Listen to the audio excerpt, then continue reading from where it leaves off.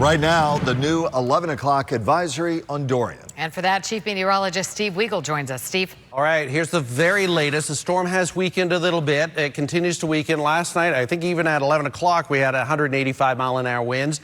And tonight, we're down to 130. That's a big drop in the sustained wind speed, but stationary.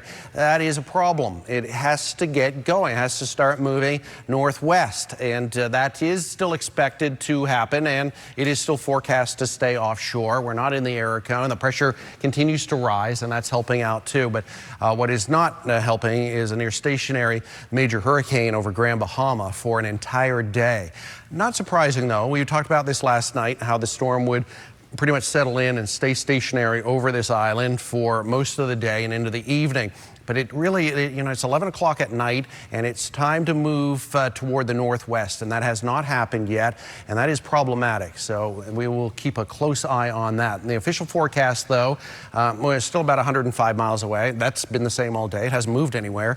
And the forecast track looks like this. So Category 4 at 8 a.m., so just after sunrise, and moving northwest or north-northwest, and then continuing up the coastline, but well offshore. Tuesday, 2 p.m., 125-mile-an-hour winds, and then moving up very quickly, gets caught up in that big trough that's digging down. And the trough's pretty much around North Florida now, and digging down and eventually lifting this up. The high has weakened. This is a little window where it can move north, and then eventually up paralleling the Carolina coastline, and then working up into the North Atlantic after that. So here's the close-up view. This gives you a better idea what we're looking at here. So slow at first, and just really has to get going at this point. It's not moving at all, and it hasn't moved for most of the day, certainly since the mid-afternoon. It's just been really sitting over the Freeport area, or very close to it. It pushed maybe 5-10 miles north during the early evening, and then it stopped again.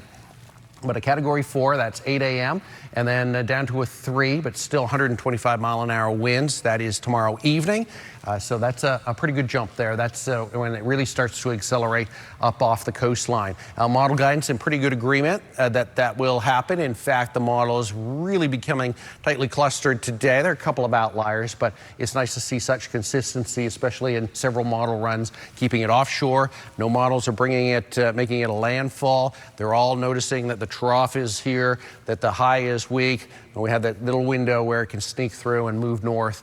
But as I said, it has to start moving. Now, the total rainfall should be about 1 to 2 inches along the coastline, not everywhere, and back around the lake, just really a touch of rain. And it'll all come from these outer feeder bands. There's the storm over Grand Bahama, and they're working through and sweeping some gusty winds. We've had reports of 35, 40, 45-mile-an-hour winds in some of these bands. More coming in now around Jupiter, and they work right down 95 in the Turnpike, not only in Palm Beach County, but the Treasure Coast. And so with the slow-moving storm, well, stationary storm, there's not going to be much of a change overnight. In fact, not expecting really any change at all. The wind field stays about the same. The storm isn't going anywhere, or maybe 15, 20 miles toward the northwest by 8 in the morning. So our weather conditions will not change overnight. They'll stay about the same.